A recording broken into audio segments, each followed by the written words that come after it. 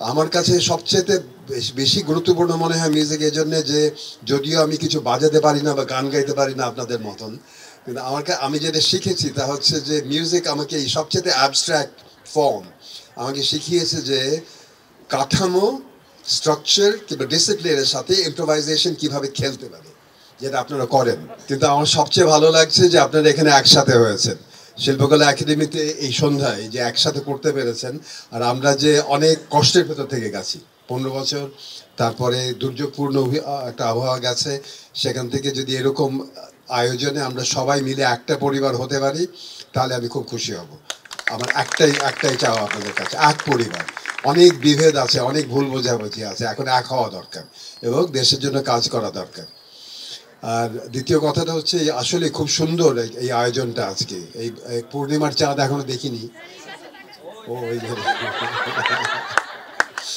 আর এই আলোতে দেখা যাবে কখন জানি না, কিন্তু হ্যাঁ এটা ভালো করেছে, ডেলিভারি মিসেড, জানতাম না যে পূর্ণিমা হবে আজকে। তো সেই পূর্ণিমাটা দেখাবার জন্য ধন্যবাদ, কিন্তু এই অনুষ্ঠান আয়োজন করার জন্য ধন্যবাদ। আমার কাছে মিউজিক এর বিষয়, দেখেন আমি গান গাইতে জানি না, আমি কোনো ইনস্ট্রুমেন্ট বাজাতে জানি না, কিন্তু আমার দুইজন শিক্ষক ছিলেন ন্যাশনাল স্কুল অফ ড্রামায়। একজন হচ্ছেন ইব্রাহিম আল কাজী আর একজন বিবি কারেন। ইব্রাহিম আল কাজী ওয়েস্টার্ন মিউজিক থেকে, ওয়েস্টার্ন থিয়েটার মূলত, এবং মিউজিকে একদম পারঙ্গম ছিলেন, মাস্টার। বিবি কারেন একেবারে দেশজ সাউথ এশিয়ান মিউজিক এর ব্যাকগ্রাউন্ড তার, এবং সংস্কৃত ভাষায় তিনি MA করেছেন এবং নাট্যকলা একেবারে ছোটবেলা থেকে করছেন। ওর কাছ থেকে দেখেছিলাম মিউজিকের সাথে নাটকের কি মিল, এবং আমি তখন থেকে বুঝেছি ছন্দের গুরুত্ব।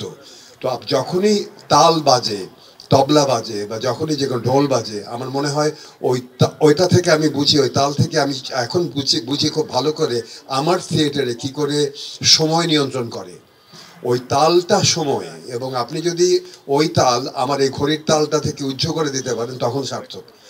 আমার কাছে সবচেয়ে বেশি গুরুত্বপূর্ণ মনে হয় মিউজিক এই জন্য যে যদিও আমি কিছু বাজাতে পারি না বা গান গাইতে পারি না আপনাদের মতন, কিন্তু আমি যেটা শিখেছি তা হচ্ছে যে মিউজিক আমাকে এই সবচেয়ে অ্যাবস্ট্রাক্ট ফর্ম আমাকে শিখিয়েছে যে কাঠামো, স্ট্রাকচার কিংবা ডিসিপ্লিনের সাথে ইম্প্রোভাইজেশন কিভাবে খেলতে পারে, যেটা আপনারা করেন।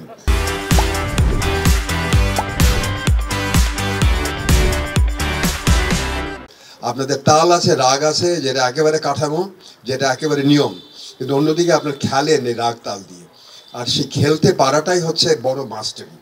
এই যে মাস্টারি আপনারা করতে পারেন এই বিমূর্ত মাধ্যমে, এটা থেকে আমি বুঝি যে এই দ্বৈত সমন্বয়, এই একদিকে কাঠামো, একদিকে নিয়ম, আর একদিকে নিয়মের ব্যত্যয় খেলা, এই দুটো যখন মেলাতে পারি জীবনে, তখনই জীবন সার্থক। এবং এটাই আপনাদের মাধ্যমে সবচেয়ে উৎকৃষ্ট উদাহরণ।